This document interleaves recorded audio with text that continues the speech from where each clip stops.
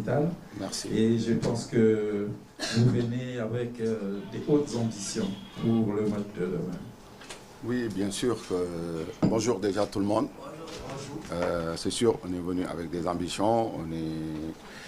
Notre statut nous fait faire ça. Donc voilà, on est là pour venir chercher des points. Donc on sait qu'on aura un match difficile face à une belle équipe du Congo. Ils n'arrêtent pas de faire des bonnes choses. Mais nous, aujourd'hui, on est le Sénégal. Partout où on va pour s'imposer.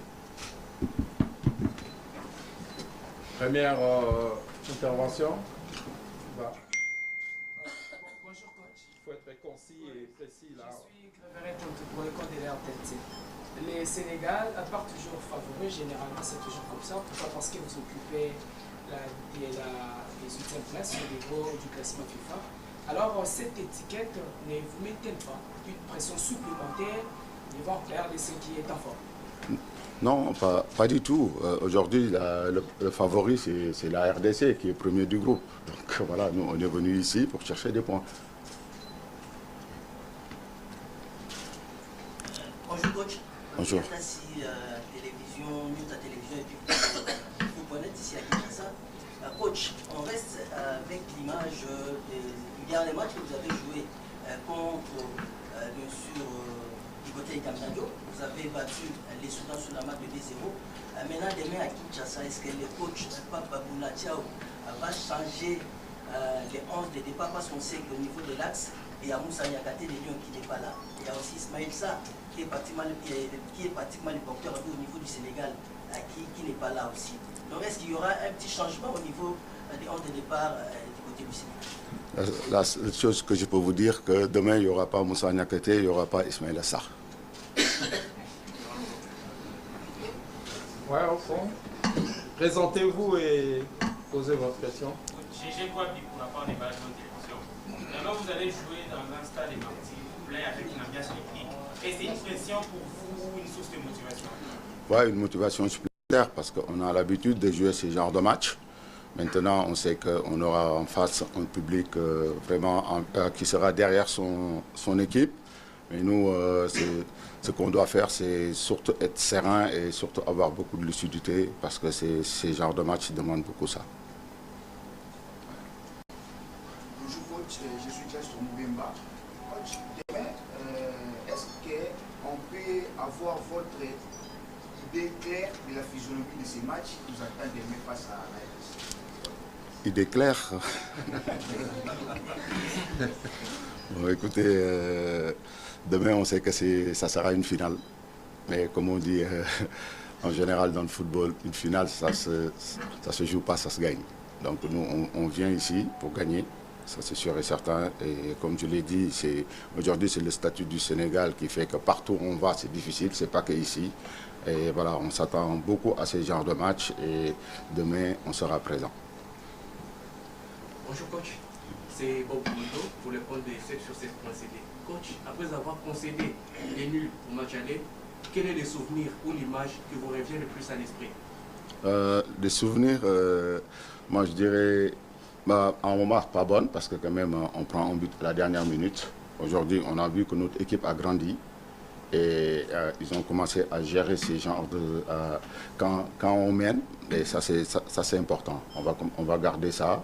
Et surtout essayer de s'imposer ici et ne pas prendre de but.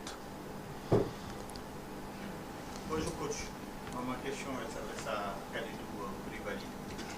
Khalidou, vous avez l'habitude de jouer ces genres de rencontres un peu partout à Kinshasa, on parle de finale du groupe. Il se prépare pour aller à la Coupe du Monde, plus ou moins comme leurs anciens avaient fait en 1974. Comment allez-vous aborder ça?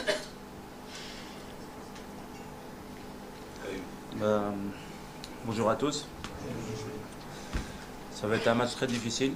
On sait que la RDC est devant nous. On sait que c'est une finale. Mais moi je pense que plus qu'une finale, on en a 3. C'est les 3 derniers matchs de cette phase de groupe. Ça va commencer par une finale ici à Kinshasa. C'est un match très difficile contre une équipe qui veut se qualifier à la Coupe du Monde depuis de très nombreuses années, qui a été une des premières équipe africaine à aller à la Coupe du Monde africaine de subsaharienne. Donc je pense qu'ils auront à cœur de faire quelque chose de bien ici. Mais nous, on a un statut à protéger. Je pense que le Sénégal est toujours prêt à affronter ses adversaires. Et demain, ça sera une grande bataille sur le terrain. J'espère que ça restera, entre guillemets, en dehors des terrains amical, mais que sur le terrain, ça sera une guerre et que, voilà, que le meilleur gagne. Mais on fera tout pour gagner ce match. Comme le coach l'a dit, on est prêt. Écoute, par souci méthodologique, on termine un peu les interrogations par rapport au coach et puis on va terminer avec le capitaine. Pour le coach, s'il vous plaît. Bonjour coach. Bonjour. Cédric Mouplataï, journaliste congolais à la communication sur télévision. Coach, aujourd'hui vous êtes là, vous avez remplacé Aliou Cissé, lui qui avait réussi à qualifier le Sénégal à la Coupe du Monde. Aujourd'hui, après tout ce que vous avez fait avec le Chan, aujourd'hui vous avez une équipe première.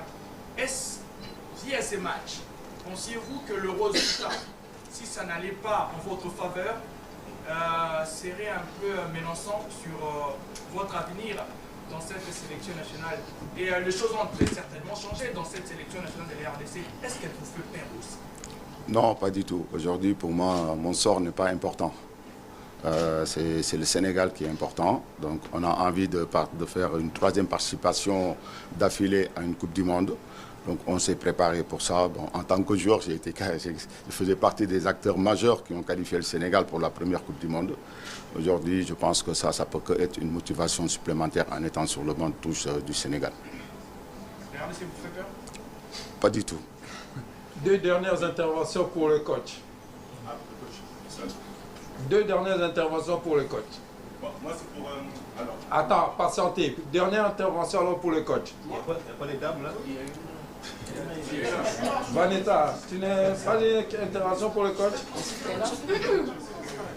Ouais, la dernière pour le coach alors.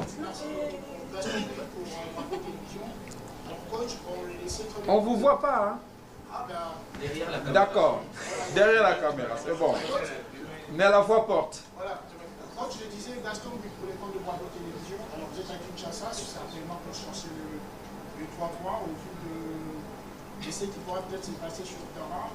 Ne pensez-vous pas que le fait de venir à Kinshasa avec cette envie-là d'avoir les 3 points, cela n'est pas vous exposer par exemple aux contre-attaques, aux contre-attaques des Léopards? N'avez-vous pas peur de cette attaque de la République de Brazzaville? Il a dit qu'il n'a pas peur. Vous répondez quand même. De toute façon, comme on sait, même si on attaque, il faut garder un équilibre défensif. C'est important.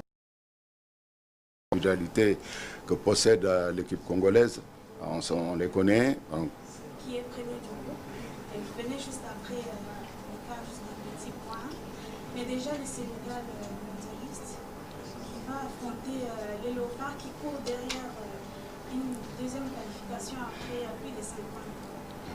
Est-ce que vous faites déjà les calculs pour aller jouer les barrages? Parce que au vu de l'allure par les Léopards, est-ce que vous pensez déjà à faire les calculs pour affronter la campagne pour les barrages? Non, pas du tout. Parce que là, il reste 3 matchs, il y a 9 points à prendre. Je pense qu'aucune des deux équipes n'est qualifiée pour l'instant. Aussi, il ne faut pas sous-estimer, il y a le Soudan qui est derrière. Et voilà, et il reste, comme je l'ai dit, il reste 9 points. Et espérons que nous, on va faire la totalité des points, prendre les 9 et se qualifier pour la Coupe du Monde aux États-Unis, et au Mexique et au Canada. Questions.